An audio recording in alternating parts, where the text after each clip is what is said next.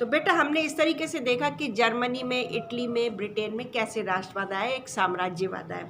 अब और फिर हमने देखा कि कैसे एक देश को जो छवि दी गई वो एक नारी के रूप में छवि दी गई हमेशा से।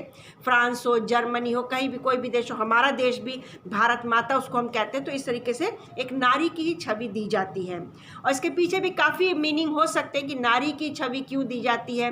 तो कई मीनिंग है इसके पीछे भी कि नारी में एक सहनशीलता होती है, नारी में एक प्रेम होता है, नारी में बोझ उठाने की शक्ति होती है, नारी सब्र वाली होती है। तो काफ़ी क्वालिटीज़ नारी की देख करके देश को इसकी प्रतिमा दी जाती है। अब आगे हम देखेंगे राष्ट्रवाद और साम्राज्यवाद। 19वीं सदी के अंतिम चौथाई तक राष्ट्रवाद का वह आदर्शवादी, उदारवादी, जनतांत्रिक स्वभाव नहीं रहा जो सदी के प्रथम भाग में था। यानी अब चेंज होता गया माहौल, धीरे धीरे देशों में अब राजतंत्र की जगह लोकतंत्र आने लगा। 1871 के बाद 1871 के बाद यूरोप में गंभीर राष्ट्रवादी तनाव का स्रोत बाल्कन क्षेत्र था। इस क्षेत्र में भौगोलिक और जातीय भिन्नता थी।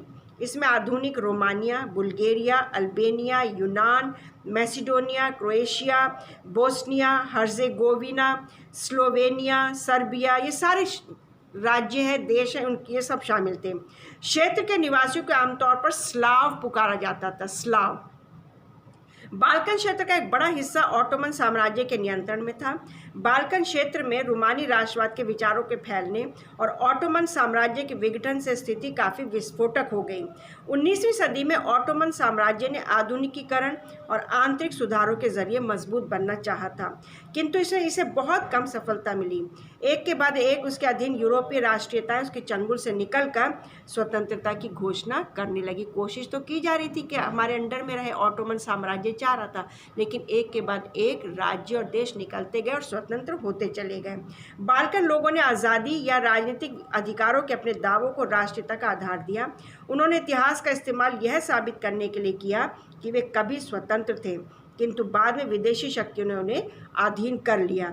अतः बाल्कन क्षेत्र के विद्रोही राष्ट्रीय समूह ने अपने संघर्षों को लंबे समय से खोई आज़ादी को वापस पाने के प्रयासों में देखा जा सकता है। साम्राज्यवाद से जुड़कर राष्ट्रवाद 1914 में यूरोप को महाविपदा की ओर ले गया। उस समय फर्स्ट वर्ल्ड वॉर शुरू हो चुकी थी, लेकिन इस बीच विश्व के अनेक देशों ने, जिनका 19वीं सदी में यूरोपीय शक्तियों ने औपनिवेशीकरण किया था, यानी उसमें इंग्लैंड भी, जैसे हमारे देश में को हम उपनिवेश थे, उनके उपनिवेशीकरण किया था, साम्राज्यवादी प्रभुत्व का विरोध करने लगे। हर तरफ जो साम्राज्य विरोधी आंदोलन विकसित हुए इस अर्थ में राष्ट्रवादी थे कि वे सभी स्वतंत्र राष्ट्र राज्य का निर्माण करने के लिए संघर्ष कर रहे थे। वे सभी एक सामूहिक राष्ट्रीय एकता की भावना से प्रेरित थे जो साम्राज्यवाद विरोध की प्रक्रिया में उभरी। राष्ट्रवाद के यूरोपीय विचार कहीं और नहीं दोहराए गए, क्योंकि हर जगह लोगों ने अपनी तरह का विशिष्ट राष्ट्रवाद विकसित किया, मगर यह विचार कि समाजों को राष्ट्र राज्यों में गठित किया जाना चाहिए अब स्वाभाविक और सार्वभौम मान लिया गया। पहले तो कोशिश यही की जाती, भाई देखो कोई राजा नहीं चाहता था कि उसका शासन खत्म हो, लेकिन धीरे धीरे क्रांति आई, आंदोलन आए, इस तरीके से धीरे धीरे राजतंत्र खत्म होकर गणतंत्र ने, राष्ट्रवाद ने उसकी जगह ले ली। और आज बेटा ज़्यादातर देश जो है स्वतंत्र हैं, आज़ाद हैं, किसी पर किसी का कब्जा नहीं है, लोकतंत्र है ज़्यादातर देशों में। कुछ देश ऐसे अभी भी हैं जहाँ लोकतंत्र नहीं है, राजतंत्र है, लेकिन ज़्यादातर दुनिया के देशों में आज भी लोकतंत्र है। लेकिन इस पार्ट में हमने देखा कि कैसे यूरोप में राजतंत्र से गणतंत्र आया। इटली का देखा हमने, जर्मनी का देखा, ब्रिटेन का देखा, फ्रांस का हम 9th क्लास से पढ़ते आ रहे, फ्रेंच रेवोल्यूशन, इस तरीके से हमने ये देखा। आज बेटा हमारा चैप्टर यहीं कंप्लीट होता है। थोड़ा सा डिफ़िकल्ट है चैप्टर, लेकिन फिर भी इसको एक स्टोरी की तरह पढ़े, इस चैप्टर को, पूरे चैप्टर को एक कहानी के तरीके से पढ़ें तो पूरा चैप्टर ठीक से समझ में आएगा।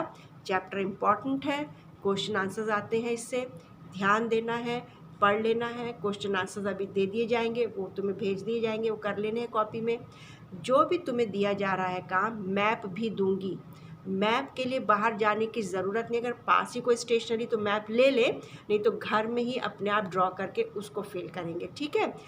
चैप्टर ध्यान से पढ़ लें, क्वेश्चन आंसर्स ध्यान से पढ़ लें, अपनी पढ़ाई में लगे रहें, हर वक्त तो नहीं, लेकिन हाँ काफ़ी समय, क्योंकि क्लास 10th है। ध्यान दें सभी बच्चे और बहुत ध्यान से काम करेंगे।